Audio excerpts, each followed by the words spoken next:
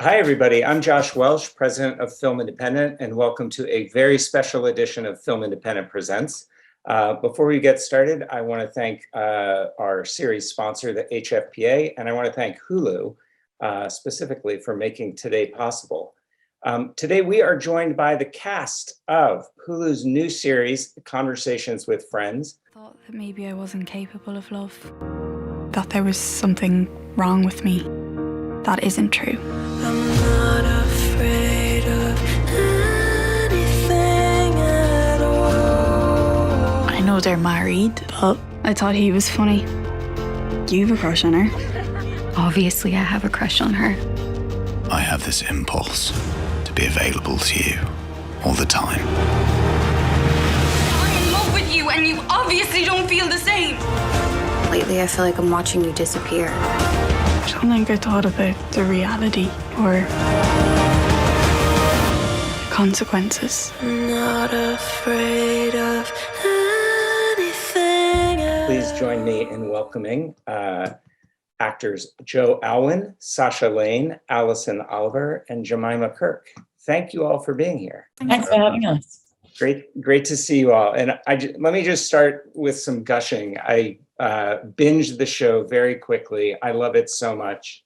I'm a huge fan of Sally Rooney and all of her work. And I thought this adaptation was so beautifully done. And I'm really happy to have the four lead actors here today because, I mean, it's beautifully directed and shot and everything, but truly I feel like this is an actor's tour de force, and it's the relationship between your four characters that's really the heart and soul of the show. So I just want to dive in and talk to you all about sort of how you came to the project and your experience of making it. I mean, maybe I feel like this is a very obvious question, but I'll start with it, which is when did each of you get involved in the project and what drew you to it? Jemima, maybe starting with you. Yeah. I got involved, it must have been sometime in the fall of 2020 or 2020. And I had just wrapped up making another show. And I remember I was doing my audition was I was at some retreat because I'd just been shooting for like 5 or 6 months on this other show, and I needed to relax and just have some time to myself. But I had to do this audition over Zoom while I was there. So I remember doing that like with my juice and, like the Zen music going on in the background with other people doing yoga and whatever. And as I was doing this, doing the audition, I was thinking, shit, I really like this. Damn it. Like, I just wanted a break. And now I was like, and now I really hoped that I was going to get it, which I also is a feeling of vulnerability I don't enjoy. So, I found out I got the part the next day. So that was a short wait period. Joe, how about you? Did you have a similar Zoom audition, or what was your into the series, and what drew you to it? I was at no spa, unfortunately. I had read the book when it came out, and first and foremost was just like a big fan of Sally Rooney and her writing. I loved both of the books at the time when they came out, and was also a huge fan of Lenny Abrahamson, the director, and his work. So it was kind of like a no-brainer to be a part of. But they asked me to audition, and it wasn't over Zoom or anything. It was just making a couple of tapes. I think there were 3 scenes I made tapes for. And it was a pretty quick turnaround. I think they had just cast Alison perhaps a week before, and I made some tapes, and then they kind of gave the thumbs up, and very quickly after that, Lenny kind of invited me and everyone on board to kind of open up discussions about what we thought of the scripts. He was very collaborative and wanted feedback, and but that, I guess that was around like early October 2020. It was so nice to have Lenny trust us so early on. Like I remember that same conversation, right? Like so quickly after I got the part, it was like, right, okay, here's my questions. This was Lenny to me, here's my questions. You know, he had questions for us that to hear our takes on it, which is so refreshing and exciting to be like, really? My ideas? Yeah, I got a ton, you know? Yeah, it was collaborative. That's great. Sasha, so your character is a departure from what's written in the novel, in that she's an American in Dublin. And how did you get into the project, and did they reach out to you? Was it something that you sought out, and what drew you to it? I just got like the normal email of like, you know, we want you to audition for this and they're interested. And then I read the book at that time as soon as I got the email, because, you know, I knew I was going to have, I was going to do a self-tape, and then Lenny asked to speak with me, which I thought was great. I always like talking to the director beforehand because it kind of gives me an extra sense of like confidence. I want to know, you know, just how passionate are you about this project? What are your thoughts on this project on top of my own? And funny enough, and I guess just kind of like off of what Jemima said, the first conversation I had with Lenny just before I was about to then do a audition with Alison was, so what do you think? Like, do you think we make her like this? If oddly enough felt like as if he's handing you the project when it's not yours, because no matter what, he still wants to hear your thoughts. And so we talked about whether or not we would make her American, which is funny because then, you know, there's other people auditioning, obviously, and I don't know if he's having different conversations with them and how they view it. And so just instantly start to fall in love with the process from the get-go, because you know that you're going to be able to voice your opinions. You're going to be able to talk more. You know, I had we had like 3-4 scenes to audition with that I had with Ali. And when I moved along to the next process, I then went to Ireland to do another round of a chemistry read. And I remember they added like 2 more scenes to audition with, but I had already I was so into it at that point. And the way Lenny operates in that room it's not just here go your self-tape and here go your thing and moving on. It's very much like, ooh, should we try it this way? Should we try it that way? And it just makes you want to work. It really does. It gets you so excited, regardless if you get it or not. You just felt like, right. I don't know, I performed half of this already. So yeah, it's such a dream. Wow. I hate to keep jumping in, but I keep having things I want to say that I haven't said yet, and I won't get, this might be one of our last interviews, so I don't get to say it, but it did feel more like going to a class, an acting class every day, than it did like going to work. It felt like, because of the freedom to make mistakes and the freedom to try things and to not have a director go, don't do that. I never was that ever said, don't do that. It was said, it was a suggestion of why that might not work, but let's try it this way. And we weren't used with the actor kid gloves, you know, which is, an actor can smell from a mile away. But right. It was just so experimental. Into not necessarily on camera, but right before, you know, there was so much discussion. It felt like you were going to class with people who loved acting as much as you did. Yeah.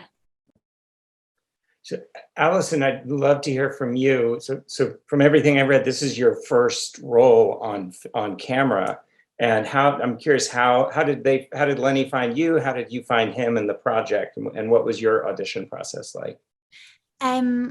Yeah, I was living in Dublin at the time, and I'd read both Normal People and Conversations with Friends, and was just such a massive fan of Sally's, and particularly with Conversations with Friends, that book just meant so much to me when I read it, and that was all it was for me, you know, like it was just this thing that I was like, I love this book so much, and had such a relationship to it, and loved the characters so much. And then kind of almost separate to that, like I was already a massive fan of Lenny's for years. Like I'd been, you know, watching his films in Ireland and all that kind of stuff. And an Element, the company who makes it, are a really, really well-respected production company in Ireland. And so when all of those 3 things kind of came together, like when I got an audition tape for that with those people, it was just like anything I would ever dream of. Like, I was just like, this is amazing. And I felt so lucky to, even when I was, you know, I think I did about 3 rounds of auditions, and like what the guys are saying, like I think for my second round I had a Zoom with Lenny, and like just before, like I remember sitting in my room and being like, oh my God, like Lenny Abramson's about to log on to a call with me. And then within like the first 10 seconds, he just completely puts you at ease and like makes the most collaborative equal environment, in that what the guys are saying of like, he makes it feel like a workshop. And he's like, yeah, like, why do you think she feels that way? Like, do you think it's because of this? Or like, oh, that's really interesting, maybe we should try it like that then. And like, you know, it's like an acting class, and you feel so respected and kind of and that, I think one of you were saying this yesterday, that it feels like he really gives you that space, that in that moment when you're auditioning, the character feels like it's yours, like, you know, and that it's not like, you know, show me what you can do. It's like, oh yes, let's rehearse this, like in like this character in your body. And yeah, and so I did like 3 auditions, and my last audition, that was like just such like high stakes, because I just wanted it so much, and I felt like I really understood that character and just really wanted to work on it. And so when it finally kind of went my way, I was just like, it was one of those things I was like, oh, the best thing ever now would be if I just got a phone call and I just got told that I could do it. And then when those things happen, you're just like, yeah, it was the best thing that I think could have happened. So that was kind of, yeah, my journey to it. So were all of your auditions, because of COVID, were all your auditions online, or did you have the opportunity to do anything where you're acting opposite each other in the room? I think it was just me and Sasha who acted opposite each other in the room. My 3rd round audition was in person, but that was with Lenny, and then I came and met Sasha when she was doing her audition. But apart from that, everything, or maybe Joe, you were just on self-tape, weren't you? But we were actually talking about this earlier, like how much you actually can get from Zoom. It's kind of amazing, even though you're kind of, you know, communicating through a computer, actually you can get so much of, I guess maybe for people auditioning, an essence or an energy of what you're looking for in that character. It really translates actually in a way. So it luckily worked, I think. I mean, honestly, it's incredible to hear that that's how you all audition, because what comes through in the series, the most striking thing about it are the connections between the 4 of you, and the degree of intimacy and the believability of the relationships, and the, you know, what I love about the show more than anything is that there's, like, with all 4 of you, there's this sense of constant discovery. Like across the 12 episodes, I felt like I was constantly learning new things about the characters. Or even more than that, it's that you all are learning more about yourselves and each other throughout the thing. There's no sense of like a rigid, well-defined character in the first episode who kind of plays out through the series. It's very mercurial, and just I feel like I just was leaning in the whole time watching, not knowing what was going to happen between any of these relationships.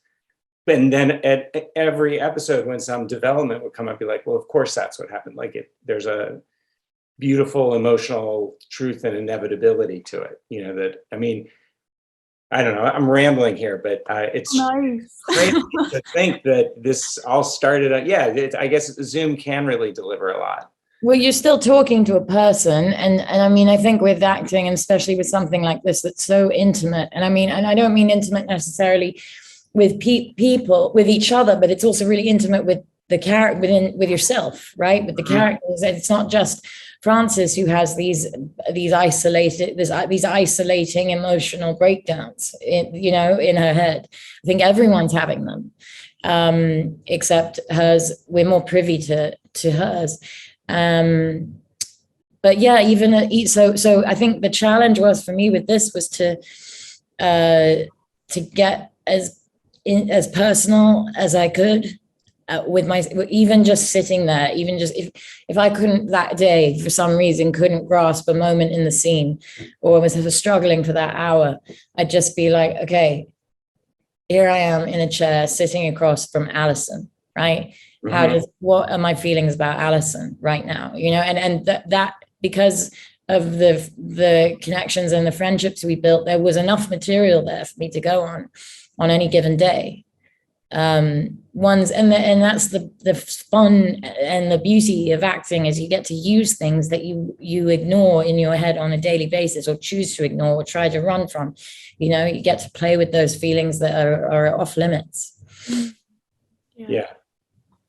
A question for Alison and Sasha both. I mean, I could ask this of any of you, but just kind of building on what we were just talking about and what Jemima was saying.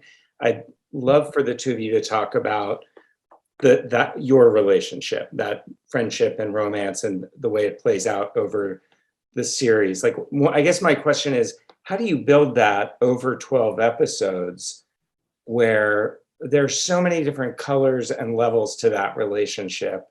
And, there's a different sort of power dynamic or levels of openness that you have with each other. And there are, shades of anger and affection. And it's like everything in the series, there's that mercurial, alive quality to it. But it feels very, like, it doesn't just feel, it's not just like some chaotic thing that's happening on screen. It's like this beautifully structured, performed relationship that you guys created. And I'm just curious how you, obviously Lenny's part of that, but can you talk about, as actors, how you created your relationship over the series? I think we had a few discussions of, I think me and Ali would kind of, just for the sake of it with each other, like, okay, who do you think broke up with who, and how do you think she said it? How do you think you felt in that moment? And that kind of gives you your basis. And then we, thankfully, in the beginning, the first week or two was pretty much just me and Ali in our scenes together in the apartment. And, the beginning of it, when the relationship is good. And the beautiful thing about that was we got to, one, focus on more lighter connection and, just them enjoying each other, which thankfully me and Ali enjoyed each other. So that was, easy enough. And then that's when you start to break down. We would say, like, how do you think they are intimate wise, not even romantically, just when they sit on the couch together?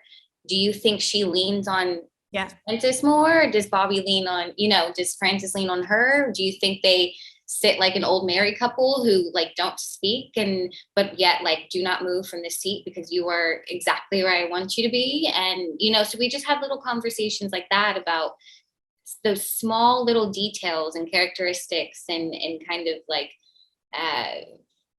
just little small things that actually are really, really big when it comes to a friendship and a relationship that has so much history, because that's how you are with your own friends and your own relationships, where I already know that if I grab a glass, I'm going to grab two, because you are going to want this wine. You're going to want red today. And, I usually pick the snacks and you pick the movie. And, so that was kind of fun in the beginning to be able to discuss that. And I think since you have 6 months of filming and 12 episodes, by the end of it, it's just like, it's so easy, or not easy, but it's natural, you have it already in the back of your mind. Yeah, I think as well, like, I was really interested in, I think we were both really interested in exploring that kind of like female friendship, or that was definitely something that stood out to me when I read the book and felt really recognizable to me, of like having a best friend, like a best girlfriend, and that kind of really deep innate understanding of each other, what it is to be like a woman. And like, and I think because they have that added layer of like past romantic history, there's kind of this unresolved tension that's going on amidst being, inseparable best friends.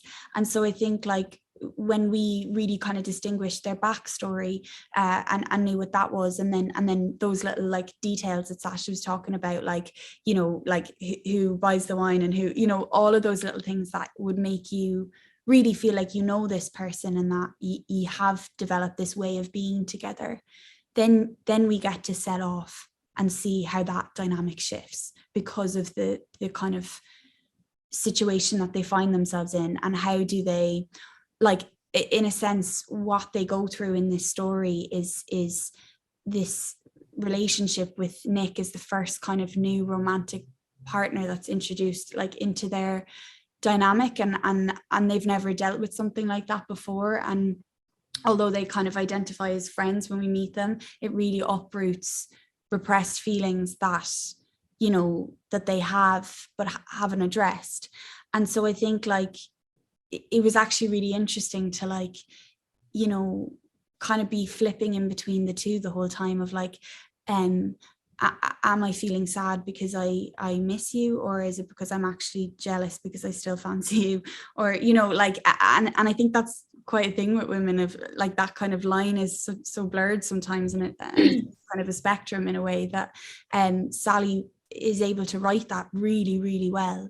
And I think because me and Sasha both identified with that in our own way, that we could kind of just, you know, step into that together and explore it together. So I felt so lucky to do that with Sasha, because, you know, I feel like you just, yeah, she's perfect.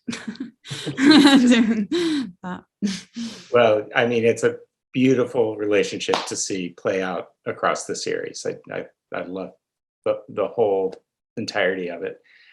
One thing that struck me in this show, I mean, obviously this is in other films and shows as well, anything contemporary, but so much of your communications throughout are on, so you're talking on the phone, you're texting, or there's emails, right? It's communicating through technology. And what struck me in this is, well, there's a lot of it. I mean, it feels very realistic. It's how we communicate, but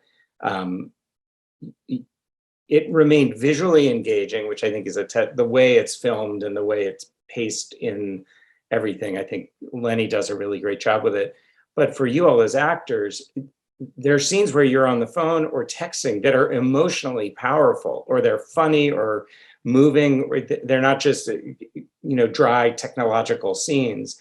I mean, I'm thinking of like, Joe, there's the scene, there's a lot of these scenes, but like, I don't know, it might be in the last episode where Frances is telling Nick about when she was, for the first time telling Nick about when she was in the hospital. And I think it's that scene where you start crying, like your reaction is, you're really moved by what she says, and you have this strong emotional reaction, which totally makes sense. But I'm just curious for you as an actor, and I'll open this up to others as well, but like, how was that? How do you go about doing that? Did this feel like, was that a major part of how, a significant piece of this Conversations with Friends, where you were having to like deliver that level of performance while you're on the phone or texting somebody? And how do you do that as an actor? Is somebody on the other end feeding you the lines, or are you doing it into the void? I mean, it was mainly obviously Alison who has to receive all the texts, so she can speak most of that. But in terms of one thing that we did do on this, which was lovely, was, you know, if there's a phone call, then the other person would be there at the other end of the line, or crouched in the corner of the room. And so you weren't, you know, it wasn't an AD reading it in, or you weren't dialing it in from a hotel. It was kind of treated with the same level that you would with any other scene. It wasn't glossed over. And Lenny still wanted to interrogate that as much as, you know, were it visible. It wasn't kind of shortchanged just because it's on the phone. I mean, Ali, you can speak about it more than me because it was mainly on you, but that was probably one of the first times I'd had that. Like, I think we were saying the other day, like normally, you know, someone gets the day off and someone else will just read in the lines, but to have the other person and the other presence actually there makes a huge difference. Massive. Yeah, it was really, really great. Yeah, I think, and we always had that. Everyone, you know, showed up for each other. Like that was always the case. And I was actually speaking about this, you know, earlier, like about the scene between Frances and Melissa when in episode 12, when they speak on the phone, and kind of the massive weight of that. I mean, I think it's the first time they're just completely, you know, raw and really, really honest with each other. And I think like I found something really interesting about, you know, how much of a phone is a shield, and a kind of it's in between you and the person you're speaking to, in a sense, and that like actually even dramatically or visually on a screen, like you can see a character saying one thing, but their face is doing another. And so I actually think it's a really interesting kind of tool in storytelling of like being able to see how a person really feels on their face, but they might be saying something else. And like, I certainly felt when I did that scene with like Jemima and stuff, like I think we had like a whole day to do that scene, and broke it up into like two halves of the We day. shot both sides in one day, which is also something you don't really do usually. Yeah. Lenny always set it up that way so that we shot the whole conversation in one day. Yeah. Normally they chop it up and you do one side of the conversation, the other. It's treated normally as if it's not a conversation. Mhm. You know, with a scene between two people, which it entirely is. Yeah. And we were just really given the space to like really go for it and like really talk about it and actually just feel it. Like, you know, sometimes things on set can be really quick, and sometimes you're just like, I just don't feel it, because it's like there's all these different things happening. And actually what Lenny's so good at is like, no, they need to just like actually go to, like, you know, feel this stuff and give them the space to you know, explore what the character's actually going through. And so like, yeah, I actually, in a funny way, I actually quite enjoyed a lot of the phone stuff, because so much of, and I think what Lenny does really well, and Leanne, is like, everything always has to be kind of in oppositions. It's like two things are always kind of happening at the same time. And I think sometimes when you're doing things with phones, it's like, you know, you might be saying one thing and then your face is saying another. And so I actually found it to be quite an interesting tool in storytelling, I think. There's a lot of hiding you can do behind a phone, and you can also hang up, which is, you know, I think when you're face to face with someone, you don't have as much of a choice, right, to be in the conversation. I think this, to an extent, when you're on a phone, you're choosing to be in this conflict. But the interesting thing about that scene that we did was, when I started reading it with you, we shot Alison's side first, and I was in the kitchen with her, you know, behind the camera, and I just started sobbing reading it. And like, I don't know why. I mean, I do know why, but it wasn't what I was expecting. And, it was what I was expecting, but I knew it's not what was on the page. And so I was doing it anyway because it wasn't on camera. And I was thinking, I'll let this go and see if it helps, see if it affects Alison. And if they want to change it, they can change it on my coverage. But then at one point I looked up and Lenny had been staring at me for an entire take, which I didn't realize. And then he pulled us both together and he was like, okay, I see this a bit differently now. And it was really nice. It was just a good example of where a phone call is just as important as any other scene. I don't know why it's shot in such a chopped up way. I mean, that scene really is incredible. It's like all the emotional turns in that conversation from, I mean, Alison, where Frances starts out to where she ends up is completely different. And, you know, and Jemima, there's this moment where you pull the phone away from your ear, and hold it there. Like, what is going to happen? Is she hanging up? It's just, I don't know. It's this incredible moment. Thank you. I remember Lenny talking about, do you remember this, Jemima, where he said it was like, it's almost like two dogs and the small one is like it goes in yapping, and then the dog turns around and is like, and just it's like, don't even try. And I remember that being so helpful, like thinking of like this dog who thinks he's like, you know, gonna like, you know, tell the person. The one's like, well, he always has these anecdotes that Lenny comes up with are so helpful. And the one that sticks out to me the most is one day there was one moment where it's right after Frances and Nick have kissed for the first time, and she's coming downstairs from the party looking for Bobby, and she clocks, and her and I lock eyes, and we shot that take a bunch of times because Lenny wanted the look to be right, the look between us, with a look from me really to be right, and yours you've got in a few takes. Mine took a few more and it was when he said this one thing that it made sense. He said it's like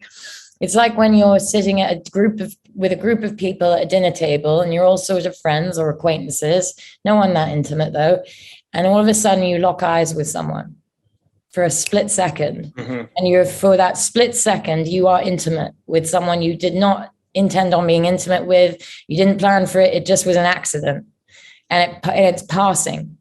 and it's briefly uncomfortable, it's briefly romantic, it's briefly sexual, it's just brief, and it doesn't mean anything, but it happens. Yeah. You know, and he said, that's what I want. And I when he said that, I was like, I got it. I gotta go. Yeah. Oh God.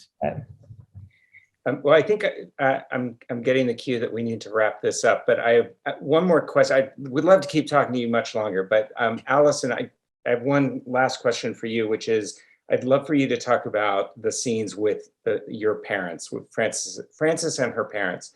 Those scenes are so beautifully done and unexpected. And I just like, where you start in those early scenes, there's a kind of coldness or sort of, there's some, obviously so much history and backstory that we're not told what it is. But there's something between you and your parents that plays out in every scene completely believably, but also mysterious. And I just like, how did you, as an actor, how did you approach that sort of conveying what that history is without spelling it out? I'm so glad you asked me that, because I haven't talked about this at all. And I think it's a massive part of why Frances is the way she is. I totally credit it completely back to her relationship with her parents. She grew up in a household where communication was not valued in any way. She also grew up with a father who was totally unreliable, and would kind of, you know, she describes it in the book as he would kind of, after he would, you know, have an episode or get into one of his moods, he would kind of crawl back with kind of kindness, and that kindness kept getting abused. And so she doesn't really have great trust or great communication. And she's also, I think, you know, it talks about it a lot in the book about, as that started to happen again and again, as he, you know, struggled with his alcoholism, and she kind of had to decide from a very young age how she wanted to deal with that. Did she want to kind of really, you know, try and be a part of his life and make him, you know, be nice to her? Or did she want to just shut it out and go, you cannot hurt me? And like, you know, if I just become cold and I don't let either thing affect me, your kindness or your abuse, I'm untouchable, basically. And I think that is totally why she is the way she is when we see her in this, you know, when she's older.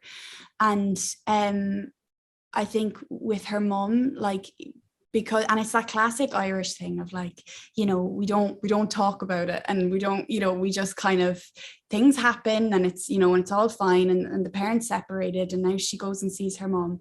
But her mom, I think, is a very traditional woman in the sense of like, he's your father, you go see your dad, you continue that relationship because he's your dad. And I think Frances is at that age where she's really challenging those things of like, why do I need to see him? Like, do we have a relationship, and does he value me? And I think through challenging all that stuff and kind of, you know, growing up with everything else that's going on in her life, I think she sees that, you know, her parents really aren't superheroes. They're, you know, they very much make mistakes, just like she's making mistakes.